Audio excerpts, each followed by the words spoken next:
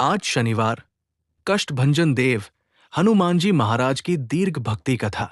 शनिवार का दिन स्वयं संकटमोचन कष्टभंजन देव हनुमान जी महाराज को अत्यंत प्रिय है। ये दिन केवल पूजा पाठ का नहीं, बल्कि श्रद्धा, विश्वास और समर्पण को फिर से जीवित करने का दिन है। कहा जाता है कि जो भक्त शनिवार को सच्चे मन से हनुमान जी का स्मरण करता है, उसके जीवन से बड़े बड़े कष्ट भी डरकर भाग जाते हैं।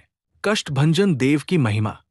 हनुमान जी को कष्टभंजन इसलिए कहा जाता है क्योंकि वे अपने भक्तों के हर प्रकार के दुख, भय, रोग, शनि दोष, नकारात्मक शक्तियों और जीवन के अंधकार को नष्ट कर देते हैं।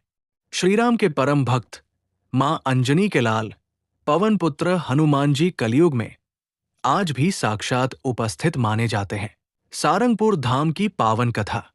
गुजरात के भावनगर जिले में स्थित सारंगपुर धाम वो दिव्य स्थान है जहां कष्टभंजन देव हनुमान जी स्वयं विराजमान है। मान्यता है कि यहां आकर जो भी भक्त सच्चे मन से प्रार्थना करता है, वो किसी न किसी रूप में अवश्य फल प्राप्त करता है। एक समय की बात है जब एक अत्यंत पीड़ित भक्त पर भयंकर नकारात्मक शक्तियों का प्रभाव था।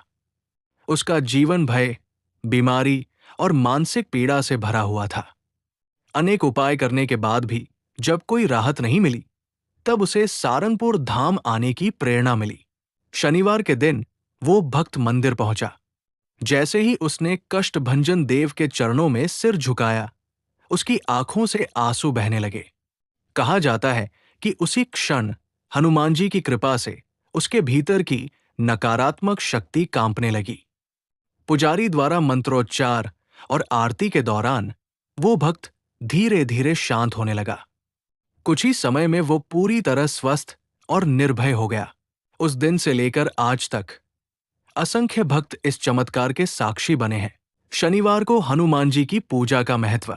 शनिवार शनि देव का दिन माना जाता है और शनि देव स्वयं हनुमान जी के परम भक्त है। यही कारण है कि हनुमान जी की उपासना करने से शनि दोष, साढ़े साती और ढगिया का प्रभाव भी कम हो जाता है। शनिवार को करें ये उपाय। हनुमान जी को सिंदूर और चमेली का तेल चढ़ाएं। हनुमान चालीसा और सुंदरकांड का पाठ करें। काले तिल, उड़द या गुड़ का दान करें। जरूरतमंद को भोजन कराएं। इन छोटे छोटे उपायों से जीवन में बड़ा परिवर्तन देखने को मिलता है। भक्त और भगवान का अटूट संबंध।